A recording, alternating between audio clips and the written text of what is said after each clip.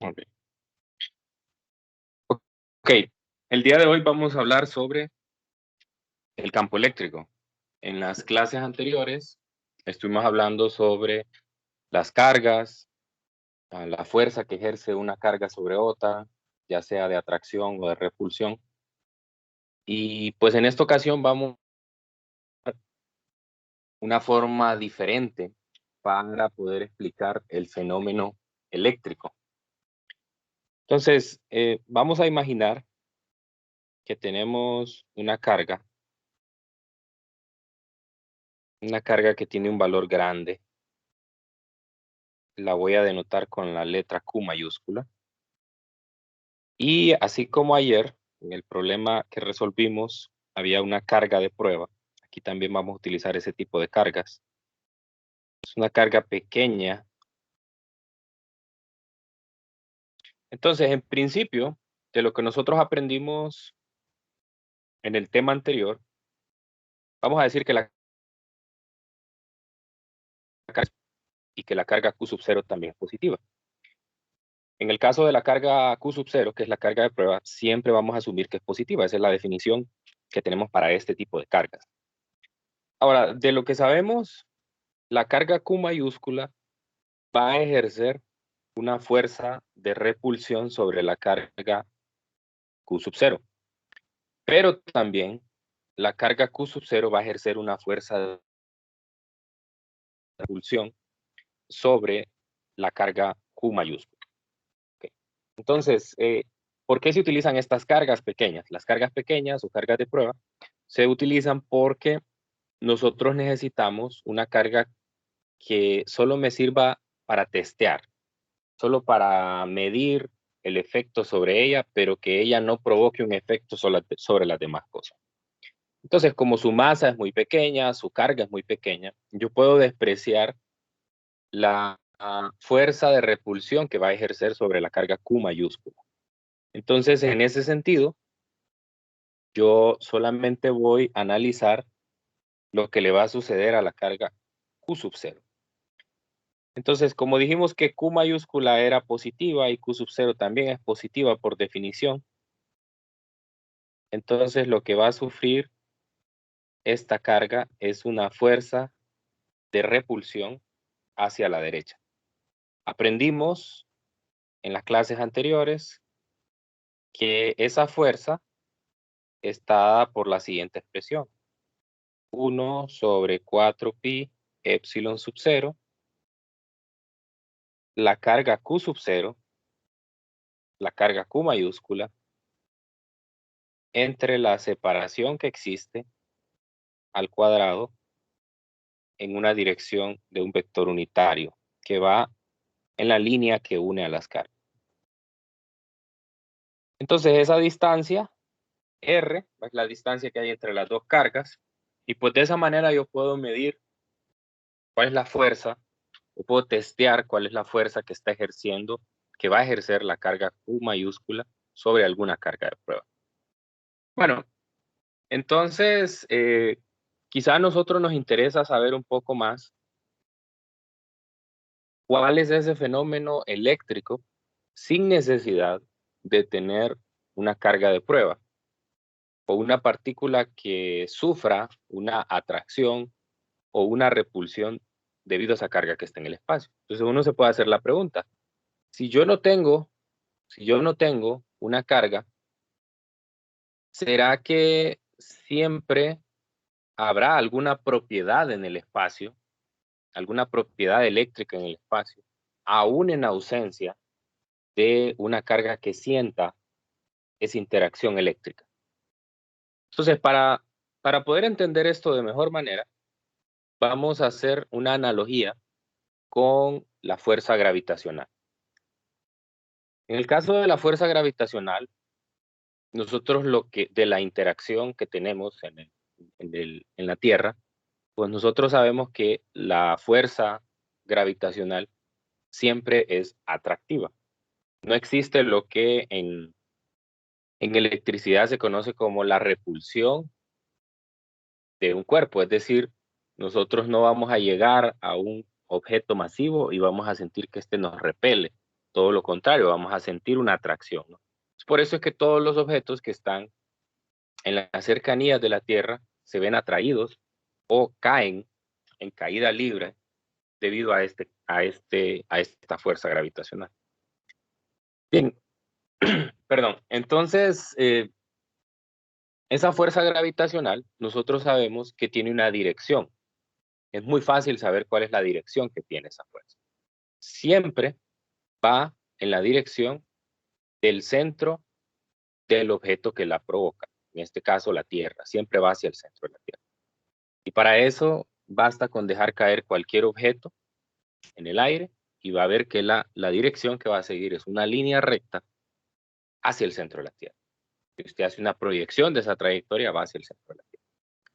Bien, entonces quiere decir que yo ya sé cómo funciona. Es una fuerza atractiva y siempre los objetos que interactúen con esta fuerza pues van a sufrir o van a desplazarse en una línea recta hacia el centro de la Tierra. Y eso pasa en todos lados, no pasa solo aquí, ¿no? Muy bien, entonces, en ese sentido, lo podemos comparar con el fenómeno eléctrico. El fenómeno eléctrico, si yo empiezo a mover, esa carga, empiezo a mover la carga Q sub 0, entonces lo que yo voy a observar es que siempre esa fuerza F, está ahí, va a ser una fuerza que va a estar en la dirección radial, ¿no? Siempre va a ir en la dirección radial. Por lo tanto, entonces puedo de cierta manera decir, bueno, aquí hay una dirección, puedo mapear cómo es esa fuerza en todos lados alrededor de la carga. Entonces, uno se pregunta, en ausencia de una masa que mida la interacción gravitacional, ¿siempre va a haber un campo? Y la respuesta es sí, siempre existe el campo. El campo gravitacional de Júpiter existe aunque yo no lo vea, aunque yo no lo mida. Ahí está, ¿no? Es una realidad. Entonces pasa lo mismo acá. Ese campo eléctrico, si lo vamos a llamar ya, ese campo eléctrico va a existir aunque yo no ponga una carga de prueba ahí. Entonces vamos a hablar de algo que en el cálculo vectorial, en matemáticas, se conoce como un campo vectorial. Un campo vectorial, pues, es una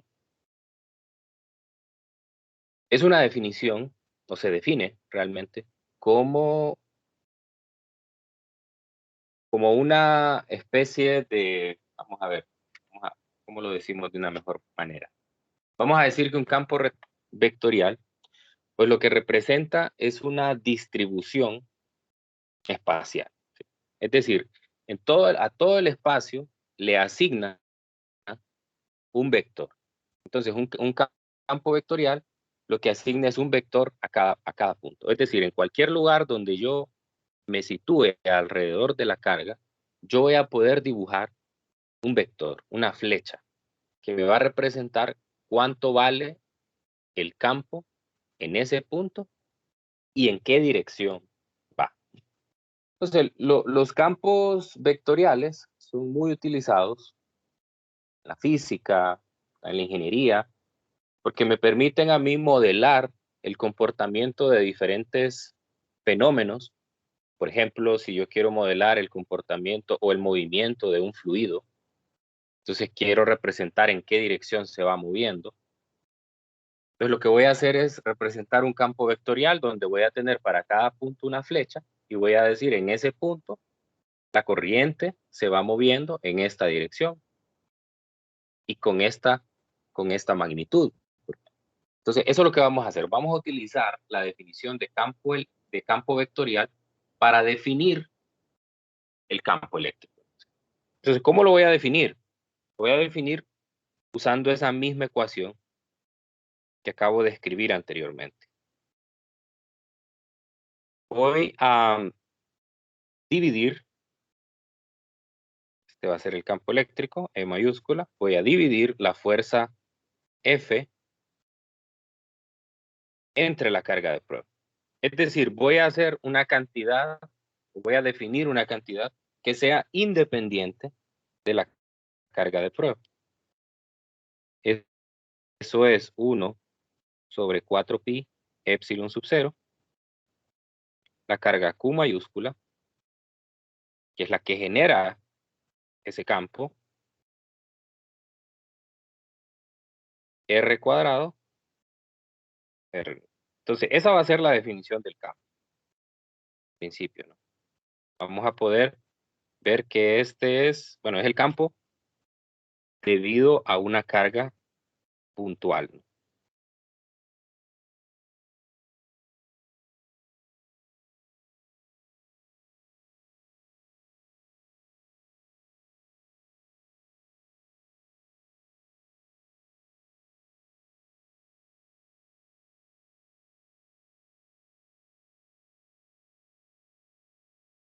Vamos a ver más adelante que dependiendo de cuál sea la fuente, así va a ser la fórmula o la expresión que nosotros vamos a utilizar para encontrar el campo. Pero como ahora solo estamos trabajando con cargas puntuales, entonces yo voy a decir que Q, o sea, es grande comparado con Q sub 0, pero no tan grande como para considerarlo su volumen y hablar de que es una esfera en lugar de una carga puntual. Bien, entonces, ¿qué es lo que obtengo con esto? Lo que obtengo con esto, lo voy a poder ver en la siguiente simulación.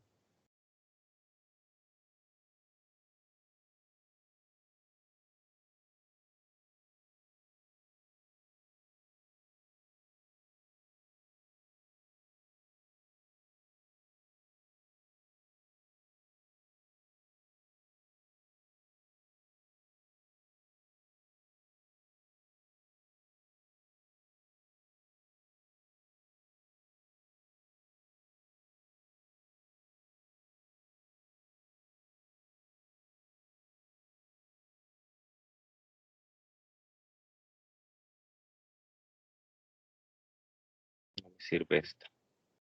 Voy a usar la otra. Ok, esta de aquí, creo que sí me sirve.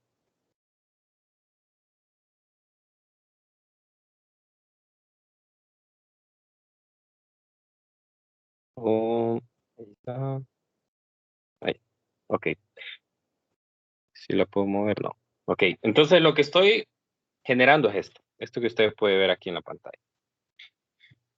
Tengo una carga puntual, que es el punto que se representa en color rojo, y alrededor de él tengo el campo eléctrico, tengo dibujado el campo eléctrico. Les decía que el campo eléctrico, pues lo que hace, o un campo vectorial lo que hace es representa la distribución espacial, en este caso de una cantidad es el campo eléctrico, mediante vectores en ese espacio, ¿no? Entonces yo puedo dibujar un vector en cada punto del espacio que me va a decir cuánto es el valor de del campo y además en qué dirección va. Entonces, de lo que vimos en la ecuación anterior, el campo de una carga puntual va en la dirección radial. Es decir, que donde sea que yo me sitúe, siempre ese campo va a ir en la dirección de la línea que une a la carga y el punto en el cual nosotros queremos calcular ese campo. Y además ustedes pueden ver en la simulación que a medida que yo me voy alejando de la carga, la intensidad de las flechas se va haciendo cada vez más tenue. Entre más cerca estoy, se ve más intenso el color de las flechas. Eso quiere decir que al igual que la fuerza eléctrica, el campo también es una fuerza, es una cantidad que decrece con el cuadrado de la distancia. Entre más lejos estoy, más pequeño es. Eso se puede ver directamente en esta ecuación. Y pues entre más grande, aquí puedo ver claramente las dependencias que tiene el campo para una carga puntual. El campo es directamente proporcional a la carga. Entonces puedo ver en esta simulación, puedo ver eso. Si yo aumento el valor de carga, en este caso tengo un valor de carga de 10 coulomb, y si yo lo hago más grande, lo que usted va a observar es que esas flechas que son de color negro van a abarcar un mayor espacio. Entre más pequeño lo hago, entonces más tenue se vuelve, ¿no? Entonces es directamente proporcional a la carga. Otra cosa que puedo ver en esta ecuación es que es directamente proporcional también al signo de la carga. Aunque cuando nosotros trabajemos en los problemas vamos a asumir un valor absoluto ahí de la carga, pero saben que ese valor absoluto va porque cuando yo dibujo los vectores ya he incluido el signo de la carga. Pero aquí lo puedo ver claramente en esta simulación. ¿Qué pasa si yo, en lugar de tener una carga positiva, tengo una carga negativa? Según lo que me dice la ecuación, el vector iría, cuando es positiva, va en la dirección radial, y cuando es negativa, va en la dirección antirradial, o sea, negativo de R. Quiere decir que esas flechitas, cuando la carga es positiva, salen de la carga, y cuando la carga es negativa, las flechitas convergen en la carga. Vamos a verlo. Mire, cuando voy en la parte negativa, aquí tengo una carga de menos 4 coulomb. Voy a poner hasta menos 10 y observo eso. Entonces, pasa lo mismo que con los vectores de la fuerza eléctrica. Recuerdo que si yo cambio el signo de una carga en una pareja de cargas, pues obviamente va a cambiar la dirección de la fuerza. Ya no va a ir en forma radial, sino que antirradial, porque en lugar de ser a repulsión, ahora va a ser atracción. Entonces pasa lo mismo acá. Si la carga es negativa, y eso va a pasar con todas las distribuciones, si la carga es negativa, entonces los vectores del campo, que ya les vamos a poner el nombre que normalmente se les da, son las líneas de campo. Esas flechitas que usted ve ahí son las líneas de campo. Esas líneas de campo van hacia la carga cuando es negativa, y cuando es positiva van alejándose de la carga. Eso se ve claramente en la fórmula que tengo aquí en la pantalla. Hay una dependencia directa con el signo. Y la otra es la relación inversa entre el cuadrado de la distancia y el campo. Esa ya la habíamos mostrado, pero bueno, podemos ver también que en el caso negativo, esto también se cumple. Tengo un valor pequeño, por ejemplo, menos 2 coulomb, y si le voy aumentando la magnitud, entonces pues la intensidad de la flecha se va haciendo pues cada vez más grande. Entonces eso me permite ver esa dependencia que hay allí con esa ecuación. Muy bien. Entonces, ¿cómo represento yo el campo? Con esas líneas de campo eléctrico. Las líneas del campo eléctrico a mí me van a decir muchas cosas. Y solo para dar algunas ideas de las líneas, voy a hacer la representación aquí.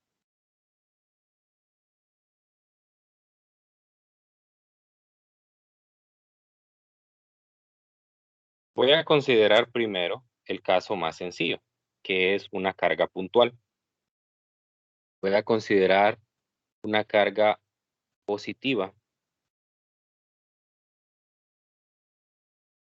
una carga positiva. Y lo que nosotros sabemos ya es que para la carga positiva, las líneas de campo, normalmente ya en la práctica no las represento como flechitas individuales, sino que lo que hago es una sola flecha. ¿Sí? Los represento que van saliendo de la carga debido a la polaridad de esta. Ahora, parece una simple representación gráfica, pero me da más información que eso. Ok, ¿qué información me da? Primero voy a separar en regiones esto y voy a pensar en la región que estoy, que estoy marcando. Lo que usted puede notar ahí, entre la región 1, esta lo voy a llamar 1, y a esta la región 2, lo que usted puede notar en principio es qué pasa con la separación entre las líneas de campo. En la región 1, la separación es más pequeña que en la región 2. Entonces, en términos gráficos, la separación de las líneas de campo nos dice a nosotros qué tan intenso es el campo en esa región. Entonces, lo que quiere decir es que el campo en la región 1 es mayor que el campo en la región 2. ¿Por qué? Porque las líneas de campo están más separadas en la región 2 que en la región 1. Entonces, esa es la primera información que nos da las líneas de campo. La otra información que nos da, voy a encerrar toda esta región.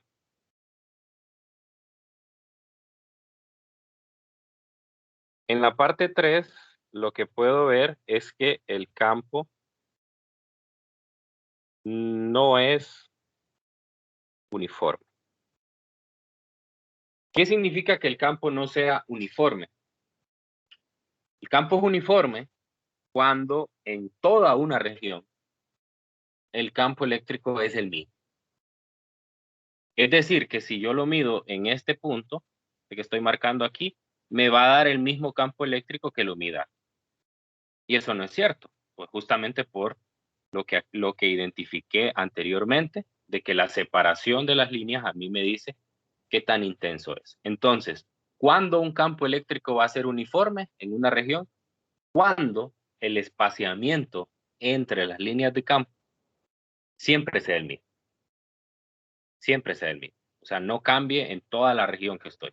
Entonces, si yo noto en el primer punto, las líneas de campo están más pegadas y en el segundo punto que marqué, las líneas de campo están más separadas. Entonces, por lo tanto, ese no es un campo eléctrico uniforme. En otras palabras, el campo eléctrico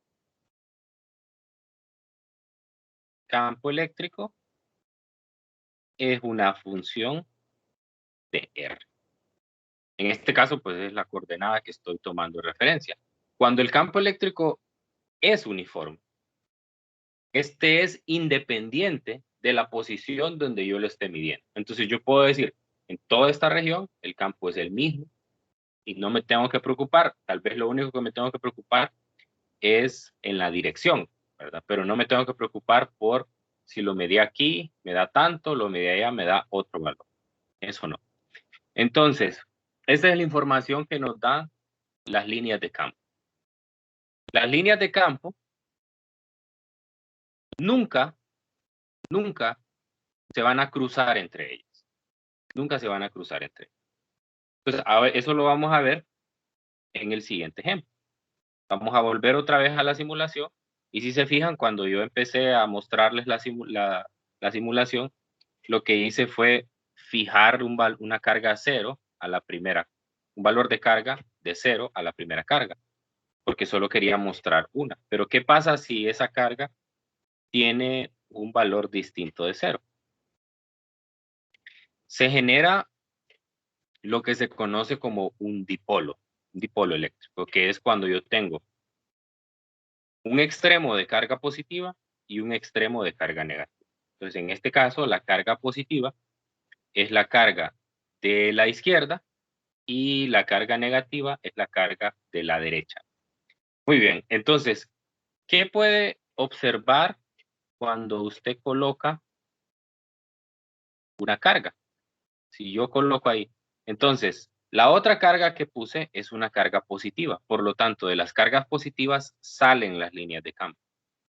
Entonces, las líneas de campo que salen de la carga positiva, se puede ver que van a converger a la línea de campo, a la carga, perdón, negativa. Pero, si usted nota, en ningún lugar se cruzan entre ellas. Entonces, para no cruzarse entre ellas, lo que hacen las líneas de campo es que en lugar de como tenía antes, que eran de forma radial, ahora se curvan. Entonces, nunca las líneas de campo se cruzan entre ellas. Nunca se van a cruzar. Ojo con eso. Entonces, ahí tengo un dipolo. Ahora, pero preguntará, ¿y qué pasa si yo pongo las dos positivas? Ahí sí seguramente que se van a cruzar. No, siempre se repelen entre ellas.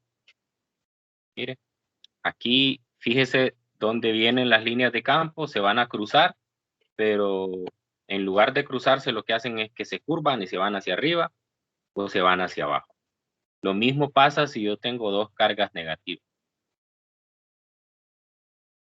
Entonces, las líneas nunca se cruzan, sino que se doblan con el objetivo de no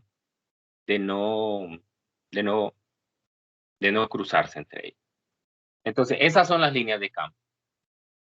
Entonces, las líneas de campo son una representación de cómo es el campo eléctrico en la vecindad de las cargas. Les había hablado de campo eléctrico uniforme y no uniforme. En todos los ejemplos que les mostré aquí con estas dos cargas, siempre el campo eléctrico es no uniforme. Pero tengo aquí una simulación donde yo les puedo mostrar cómo se genera un campo eléctrico uniforme. Justamente está aquí.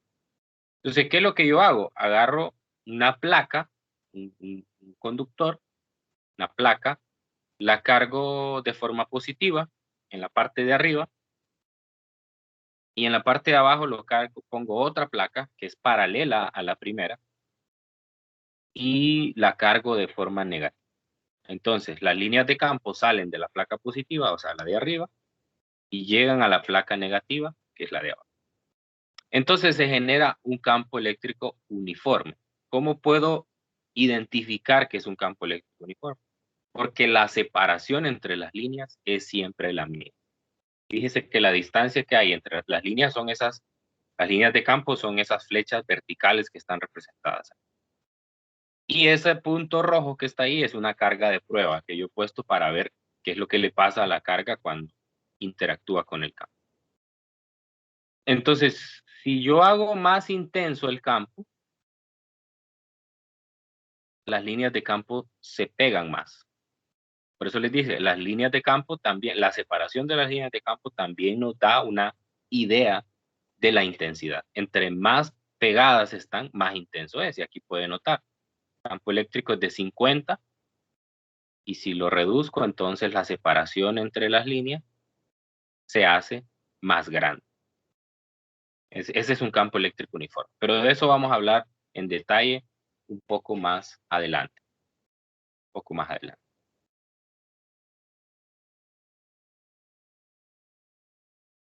Muy bien. ¿Hay alguna pregunta hasta aquí?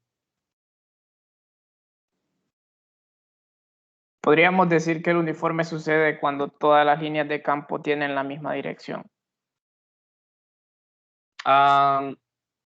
Bueno, sí, sí, no. Sí, no, porque digamos, en este ejemplo, si yo pongo a esta carga 0, pues realmente ahí todos los vectores tienen la misma dirección, todas van en la forma van en la dirección antirradial. Entonces todas tienen la misma dirección, pero el campo no es uniforme. Entonces vamos a decir que el campo es uniforme mejor cuando la separación entre las líneas sea constante. Quizá mejor así. Porque dirección, ustedes ya llevaron cálculo 2 y saben que dirección depende bastante del sistema de coordenadas que esté utilizando. Entonces, en el sistema de coordenadas esféricas, que es el que estoy utilizando para hablar, cuando hablo de radial, me estoy refiriendo, pues obviamente a un sistema de coordenadas esférico. Entonces, en ese sistema de coordenadas, todas tienen la misma dirección, todas van en la forma antirradial o radial, ¿no? Entonces, ahí no cambiaría. ¿Estamos? Está bien. ¿Y como pregunta 2, cuando estaba hablando de la intensidad, se habló de la separación que existe entre las líneas de campo, pero si hay una línea de campo definida para cada punto por los vectores que se generan, entonces, ¿por qué lo vemos como entre más separado menos intensa y menos separado más intensa? Si siempre va a haber una línea de campo en cualquier punto. Ah, sí, siempre va a haber una línea de campo en cada punto, pero el campo eléctrico no solo es función de la posición, sino también de la carga, ¿no? Entonces, si solo lo pienso en términos de la carga, pues entonces voy a decir, ah, bueno, el campo eléctrico es el mismo en todo punto, pero también es inversamente proporcional a la distancia, o cae con el inverso de la distancia al cuadrado. Entonces, eso quiere decir que entre más lejos estoy, más pequeño va a ser el campo. Sí va a haber un campo, lo que pasa es que tiene una menor intensidad. Siempre va a haber. Entonces, por ejemplo, esta simulación es la que les mostraba al inicio. Esta no me gusta tanto, porque es una simulación donde se muestran todas las líneas. Pero en esta simulación no aparece una disminución de la intensidad de la flecha, ¿no? Pero ¿cómo puedo reconocer que el campo eléctrico es más pequeño? Por la separación, por la separación. O sea, aquí parece que todo el campo fuera uniforme.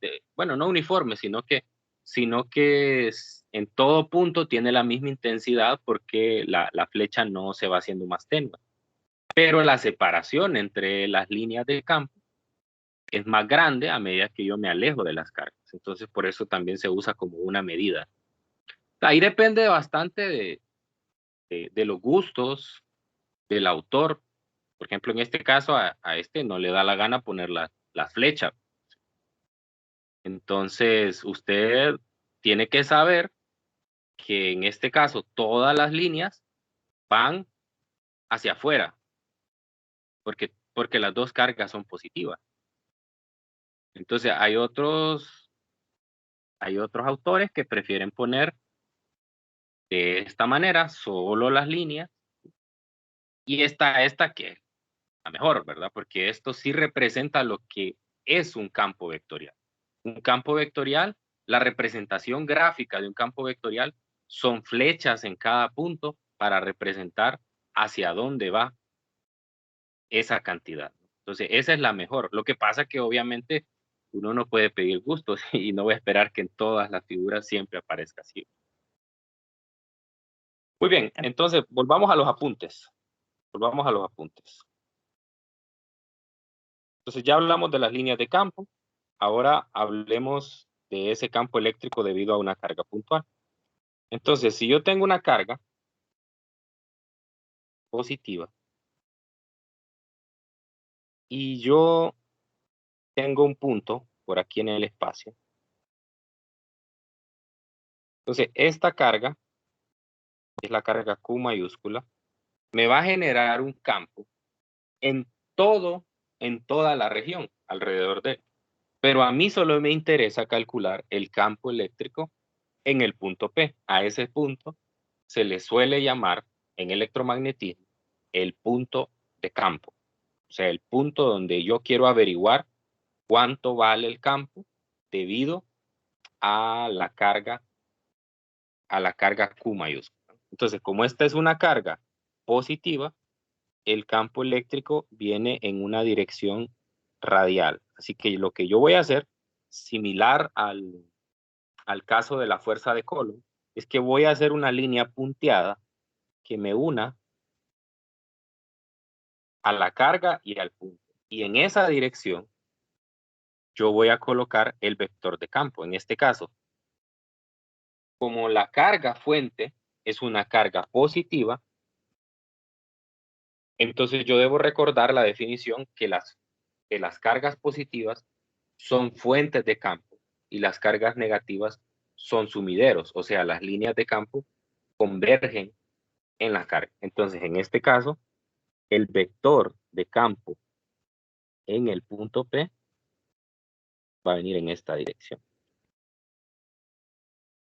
Este sería el campo en P. Ese sería el campo en P.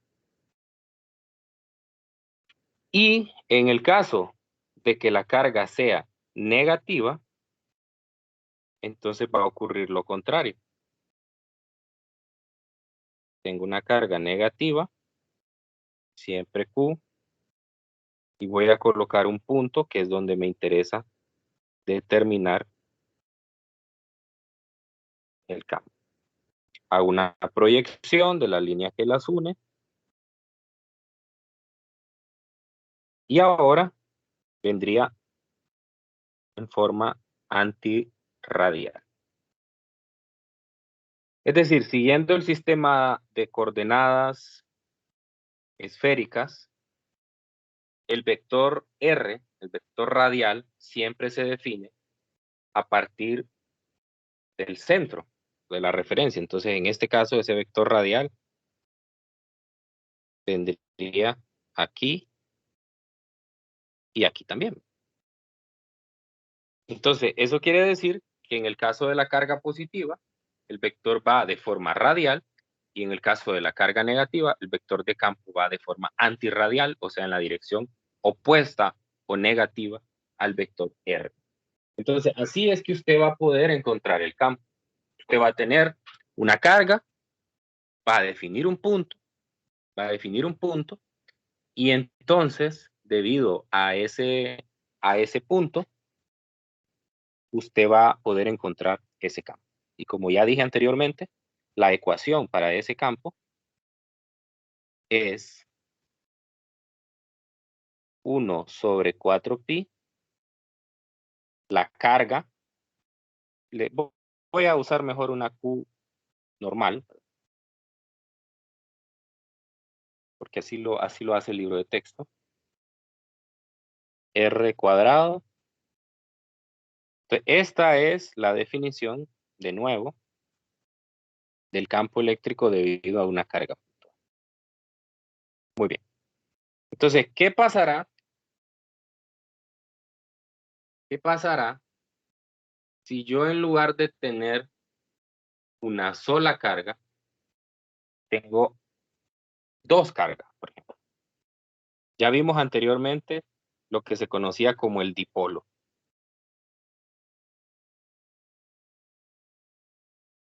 Dipolo, dijimos que era pues una carga positiva aquí, una carga negativa aquí. Ya vimos la representación gráfica ya vimos la representación gráfica de las líneas de campo. Ahora, ¿cómo encuentro el campo en un punto para esto? Entonces, digamos que yo lo quiero determinar por acá. Este sería el punto de campo P. Entonces, yo tendría dos vectores. Un primer vector proviene de hacer la proyección de la línea de la carga positiva con el punto P, y un segundo viene de hacer la proyección de la carga negativa con el punto P. Yo voy a tener un primer vector que va a ser este. Va a ser E positivo. Y voy a tener otro vector acá que va a ser este, y va a ser E negativo. Entonces voy a ir otra vez a la simulación para poder colocar justamente esa situación que tengo aquí. Puse a la carga positiva, a ver, la carga positiva a la izquierda. Entonces, así, esto. Entonces yo ando buscando el campo en un punto que está más o menos ahí formando un triángulo. Ya. El vértice superior vendría a ser el punto. Entonces, si usted se fija ahí, hay un vector que me representa el campo en ese punto. Pero no hay dos vectores en un punto dado, uno positivo ni uno negativo. Entonces, lo que yo tengo que hacer es en ese punto hacer una sumatoria de los campos. Entonces, en el caso del punto P, campo en P es igual a la sumatoria del campo positivo más el campo negativo. Entonces, esa sumatoria a mí me va a dar el vector que observo yo en la línea de campo. Obviamente en este caso, estoy considerando que no hay un punto. Pero si yo pudiera poner una carga de prueba, entonces lo que yo observaría es que la partícula se mueve en la dirección de las líneas de campo. Eso es lo que pasa aquí. Si yo tengo esta simulación y yo en un sitio dado pongo una carga de prueba Q sub 0, entonces lo que le va a pasar a esa carga de prueba es que se va a mover en la dirección de las líneas de campo. No sé si alcanzan a ver mi puntero ahí, pero este se va a mover. Imagine que yo lo coloco aquí. ¿Sí se ve mi puntero? Un no? poco, No, no se nota mucho. no se mira. No se mira en esa calidad 4K que tienen, ¿verdad? Sí, me imagino, ¿no? Sí Entonces, se bueno, ve, pero bien pequeño. sí. Entonces, por eso me gusta más Zoom, porque en Zoom sí se puede escribir sobre la pantalla. Bueno, entonces, si una carga de prueba se coloca ahí, esta lo que va a hacer es seguir un movimiento siguiendo las líneas de campo, ¿no? Lo mismo que pasa con el campo gravitacional. Si usted pudiera representar las líneas del campo gravitacional, el campo gravitacional de la Tierra sería, a ver, vamos a cero. Ahí no me deja. Ahí está. Entonces, eso que tengo representado ahí, esa sería la representación de las líneas de campo del campo gravitacional de la Tierra. Entonces, ¿qué hago yo? Coloco una bola, una piedra, el ejemplo clásico de caída libre, y entonces lo coloco en un punto dado. ¿Qué es lo que le va a pasar? Bueno, se va a mover en línea recta hacia el centro de la Tierra. Entonces, lo mismo que le pasa a las masas, esas se llaman masas de prueba, eso le pasa a las cargas de prueba. Las partículas de prueba lo que hacen es mapearnos un campo. Podría ser, por ejemplo, al inicio les di un ejemplo de que también un campo podría representar el movimiento de un fluido. Entonces yo podría utilizar un objeto muy pequeño que se deje llevar por la corriente del agua. Entonces yo puedo observar en todo momento para dónde se va moviendo esa pequeña partícula. Entonces puedo asignar a cada punto donde se va moviendo la partícula una flechita y digo, aquí se va moviendo a 30 grados, aquí se va moviendo a 80 grados y así. En cada lugar voy dibujando una flechita, de manera que puedo tener ya una representación gráfica de cómo es el movimiento del fluido usando una partícula de prueba. Entonces, lo mismo pasa con estos dos ejemplos que les estoy dando. Ahora, ¿cuál es la generalización? ¿Cuál es la generalización? Que aquí yo voy dipolo, ¿no? Pero, ¿qué pasa si yo pongo muchas cargas? Ya, esto es lo que en la ley de Coulomb le llamamos el principio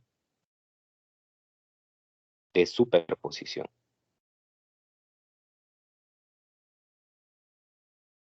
Principio de superposición. Yo tengo un punto, que sería el punto P, y vamos a ver que tengo aquí una carga Q1, por aquí tengo otra carga, la voy a poner de forma aleatoria, Q2, por aquí tengo Q3, y así sucesivamente hasta Q sub n. Entonces, ¿qué es lo que va a pasar aquí en este punto P? Bueno, yo voy a hacer una proyección del punto con cada carga. Dependiendo del signo que tenga, así va a ser la dirección del campo. Entonces, me voy a inventar aquí direcciones aleatorias. Le voy a decir, esta es positiva, no es negativa, entonces el vector de campo va hacia la carga. Voy a decir que esta es positiva, entonces el vector de campo va alejándose de la carga. Este sería el campo 1. Este sería el campo 2. Voy a decir que este va hacia la carga, entonces es negativa. Este sería el campo 3.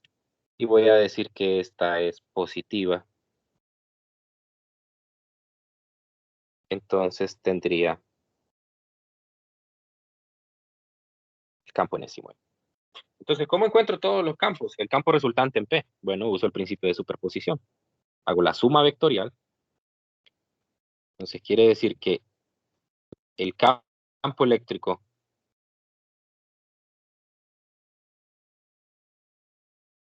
total es la sumatoria de los campos. Es una suma vectorial, ¿verdad?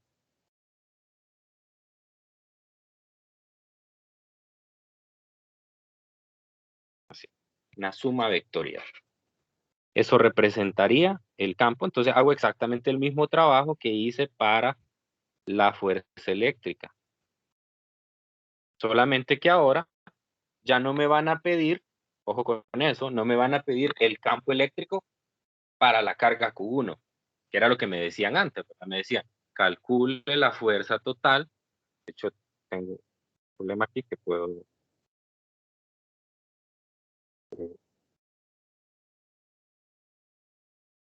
Vamos a ver. ¿Cómo esta figura? Calcule la fuerza eléctrica sobre la carga Q1. Entonces me dan una carga de referencia. En el caso del campo, ya no me van a decir calcule el campo eléctrico sobre una carga, sino que lo que me van a decir es calcule el campo eléctrico en tal punto. Entonces me tienen que dar obviamente las coordenadas de ese punto o alguna referencia. Por ejemplo, me podría decir para ese triángulo que tengo ahí en la figura, me podría decir calcule el campo eléctrico en el centro geométrico del triángulo. Algo como eso. Entonces, ahora así van a ser las preguntas. A usted le van a... Normalmente no vamos a hacer el caso de calcular el campo eléctrico debido a una sola carga, porque eso es muy fácil. Vamos obviamente a usar el principio de superposición. Voy a colocar yo grupos de carga, normalmente están arreglados de forma geométrica. Es decir, al igual que en el caso de la ley de Coulomb, usted va a poder utilizar los principios de trigonometría que conoce para poder encontrar cuáles son las cantidades involucradas, las distancias, los ángulos.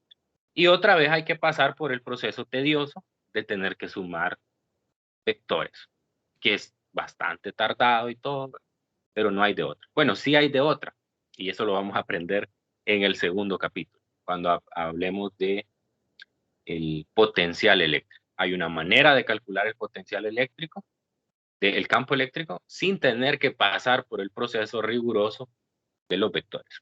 Pero esa es otra historia.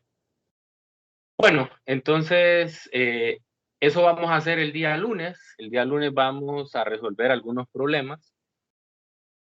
Vamos a determinar el campo eléctrico en un punto dado para poder